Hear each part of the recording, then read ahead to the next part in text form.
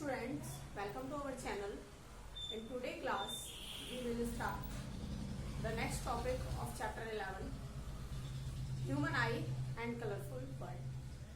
The topic that we have discussed in today's class is why do we have two eyes? हमारे पास दो आंखें क्यों होती है इंस्टेड ऑफ वन? भाई एक भी सफिशिएंट है, दो ही क्यों होती है? एक्चुअल में अगर आप अपनी एक आंख से देखो तो आपको जो है हॉरिजॉन्टल व्यू में 155 डिग्री का जो एंगल है या अप्रॉक्स 150 डिग्री का एंगल जो है एक आंख के द्वारा बनाया जाता है, जबकि हमारी दोनों आंखें मिलकर 180 डिग्री का एक वाइडर एरिया क्या करती है, प्रोवाइड करती है। कोई भी फेंट ऑब्जेक्ट है उसको देखने के लिए एबिलिटी प्रोवाइड करती है हमारी दोनों आईज। थर्ड है, कोई भी ऑब्जेक्ट है उसका wider point of view provide करती है हमारी आईज। तो हम इसे लिख सकते हैं question why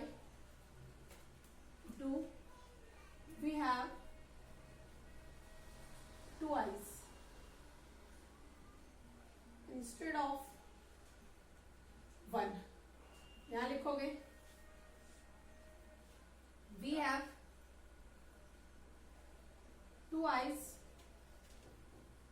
because question first है इसमें we have two eyes because the angle made by our one eye is 150 degree and both the eyes provide a horizontal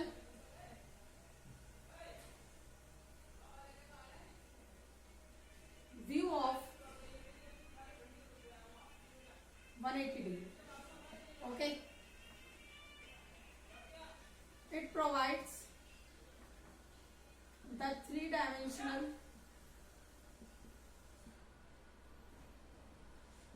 view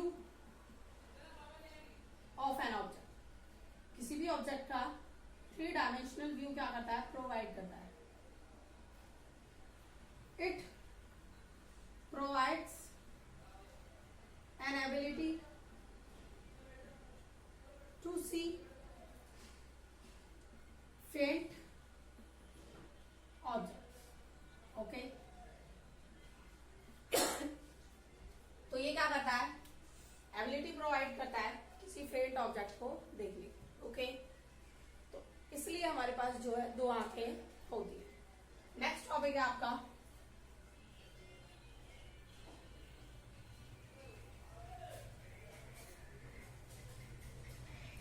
prism. अब बात आती है प्रिज्म क्या है। टू ट्रायंगुलर बेसिस है और दो ट्रायंगुलर बेसिस के बीच में तीन रेक्टेंगुलर स्लैब इस तरीके से फिक्स किए गए हैं, तो जो हमें फॉर्म्ड होता है क्या कहलाता है, प्रिज्म कहलाता है। तो आप लिख सकते हो व्हेन टू ट्रायंगुलर, ऐसे लिखोगे when three equal rectangular glass is fixed between two faces of a triangle is called prism. कोई भी तीन इक्वल रेक्टेंगुलर ग्लास जब फिक्स किए जाते हैं दो फेसेस के बीच में ट्राइंगल के, क्या कहलाते हैं, प्रिज्म कहलाते हैं। ओके, अब नेक्स्ट है यहां पर दैट इज कॉल्ड प्रिज्म। अब हम पढ़ेंगे refraction of light in A prism. अब किसी प्रिज्म से लाइट का रिफ्रैक्शन कैसे होता है वो देखना है, देखते हैं। तो अब हम देखेंगे इसमें refraction of light in A prism. यहाँ पर हमने एक काम किया, प्रिज्म है, ठीक है। अब यहाँ पर रे ऑफ लाइट आई आपकी ऐसे,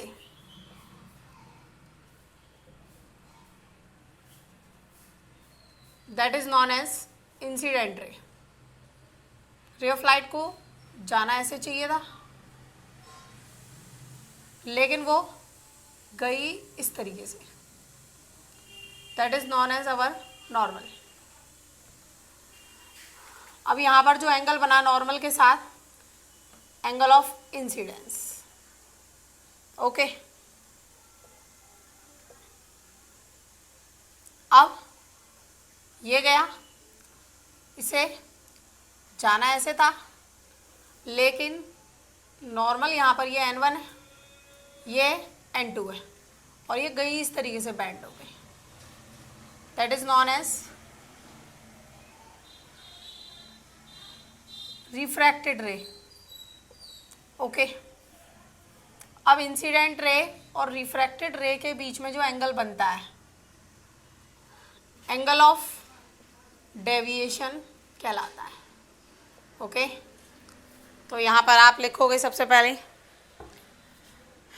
इंसिडेंट रे, द रे that comes and enters on the surface of object is called incident ray, okay। अब नेक्स्ट है यहाँ पर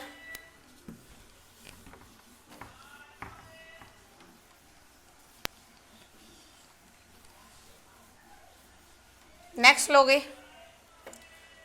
इंसिडेंट रे के बाद, यहाँ पर वैसे मेन आपका एंगल ऑफ डेविएशन है, क्योंकि बाकी सारे टॉपिक आपने लाइट वाले चैप्टर में ऑलरेडी पढ़े हुए हैं। तो एंगल ऑफ डेविएशन में लिखोगे the angle that is formed between the incident ray and emergent ray is called angle of deviation, okay।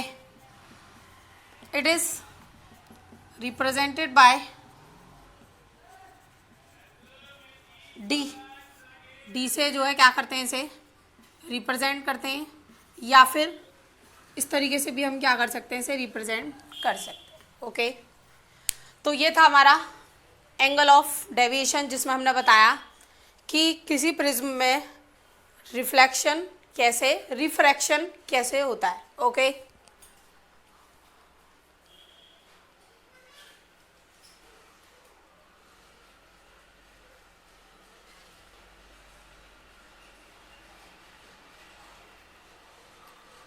तो हमने पढ़ा किसके बारे में, refraction of light through prism, okay. ये आपको समझ में आया पूरा क्या है। अब नेक्स्ट टॉपिक चलते हैं, dispersion of light. Dispersion of light क्या है देखते हैं। यहां पर डिस्पर्जन ऑफ लाइट, यहां पर लिखोगे when a white light enters into a prism, it split into 7 color bands, that is known as dispersion of light. क्या कहलाता है, डिस्पर्जन ऑफ लाइट कहलाता है, ओके। अब यहाँ पर जैसे आपने देखा, क्या देखा आपने कि कोई प्रिज्म में वाइट लाइट आई, यहाँ पर कोई स्पेक्ट्रम है,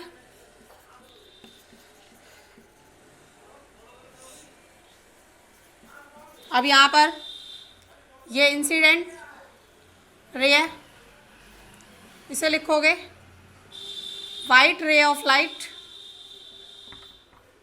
यहाँ पर ये स्प्लिट हो गया 7 कलर्स में,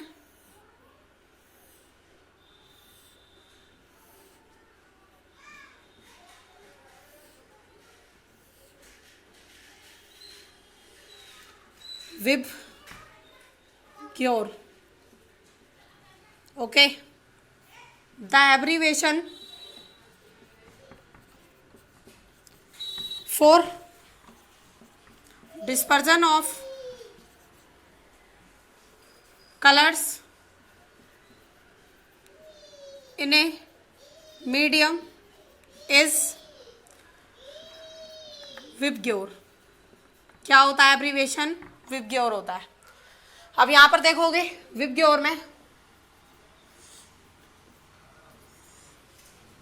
violet, indigo, blue, green, yellow, orange, red. Okay,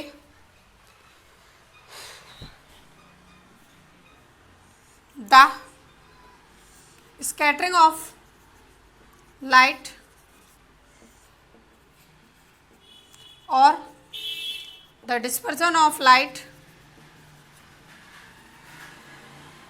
is inversely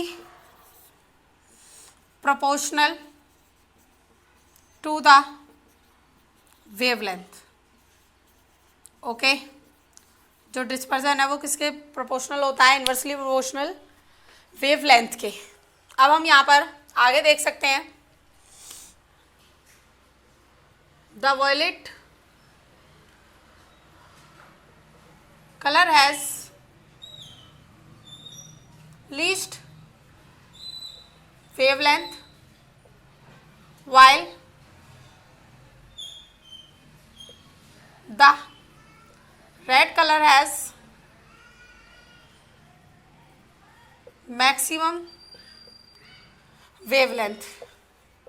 इसकी जो वेवलेंथ है वो क्या होती है? मैक्सिमम होती है रेड की, जबकि वॉयलेट की क्या होती है? वॉयलेट की मिनिमम होती है।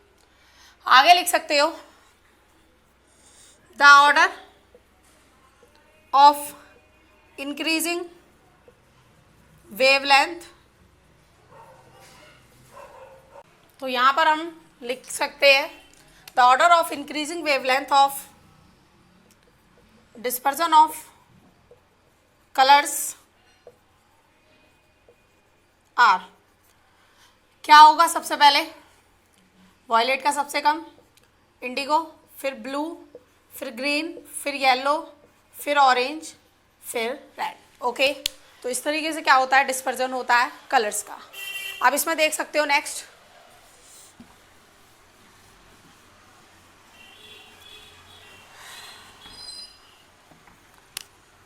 The violet colour dispersed very much in the sky or in the atmosphere, while the red color dispersed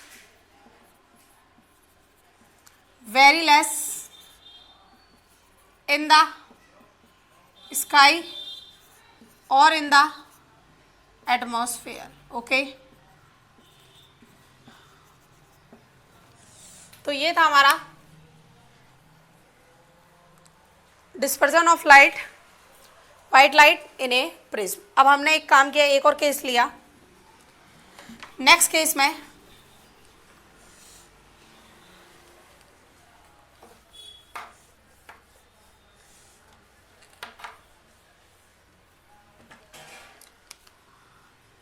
next है क्वेश्चन की फॉर्म में, what happen when a inverted prism placed in front of another prism. Okay अब यहाँ पर क्या होगा, जैसे prism है, इस प्रिज्म के सामने दूसरा प्रिज्म इस पोजीशन में रख दिया, क्या होगा, वाइट लाइट आएगी इस तरीके से, ऐसे गई,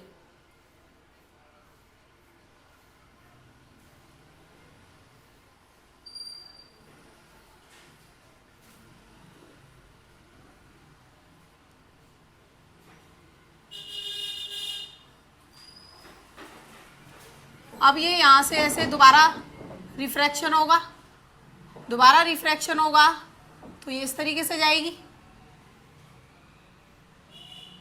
और ये दोबारा से किस में चेंज हो जाएगी, वाइट लाइट में। वाइट लाइट थी, यहाँ पर चेंज हुई स्पेक्ट्रम फिफ्थ की ओर में, blue, green, yellow, orange and that indication for red, और दोबारा रिफ्रैक्शन होने के बाद वाइट लाइट में आ जाएगी। ओके तो यहाँ पर लिखोगे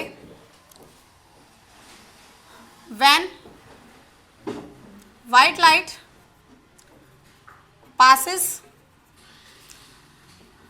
through a prism, it dispersed into 7 color bands, and when these bands passed through another prism placed in front of a prism,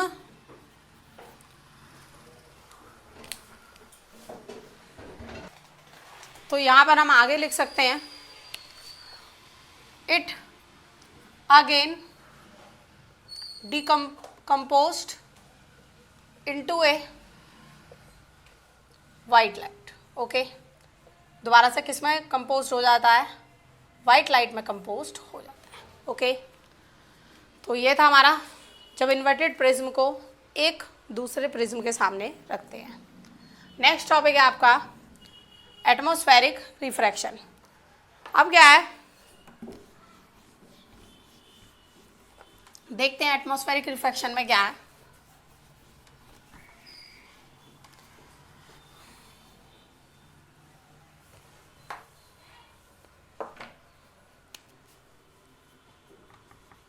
atmospheric refraction, तो यहाँ पर आप जानते हो एटमॉस्फेयर में बहुत सारी लेयर्स प्रेजेंट होती हैं, कुछ डेंसर होती हैं, कुछ रेयर होती हैं। जब रे ऑफ लाइट उनमें से गुजरती है तो क्या होता है, रिफ्रैक्शन होता है, जिसे हम क्या कहते हैं, एटमॉस्फेरिक रिफ्रैक्शन कहते हैं। तो इसे लिख सकते हो there are so many layers present in the atmosphere. Some layers are denser and another are rare. When ray of light passes through this layer, the refraction of light takes place. Okay, is called atmospheric refraction. क्या कहलाता है, atmospheric refraction कहलाता है। Atmospheric refraction के भी बहुत सारे factor होते हैं जिन पर ये मतलब जिनकी वजह से बहुत सारे हम इंसिडेंट होते हैं, जैसे कि तारे टिमटिमाते हुए दिखाई देते हैं, स्टार्स ट्विंकल नहीं करते हैं, वो sorry it's just my mistake, star twinkle करते हैं, प्लैनेट्स ट्विंकल नहीं करते हैं। स्टार्स अपने से ज़्यादा दूरी से भी और ज़्यादा दूर लगते हैं, ठीक है ना। उसके बाद आपके बहुत सारे जो है पॉइंट्स हैं। सूरज जो है अपने उगने के 2 मिनट पहले और डूबने के 2 मिनट बाद तक दिखाई देता है। इट मीन्स जो हमारा डे ड्यूरेशन है वो 4 मिनट के लिए क्या हो जाता है, बढ़ जाता है। तो इस तरीके के कुछ जो है इवेंट्स एटमॉस्फेरिक रिफ्रैक्शन की वजह से होते हैं। अब नेक्स्ट है टिंडल इफेक्ट। तो इसमें लिखोगे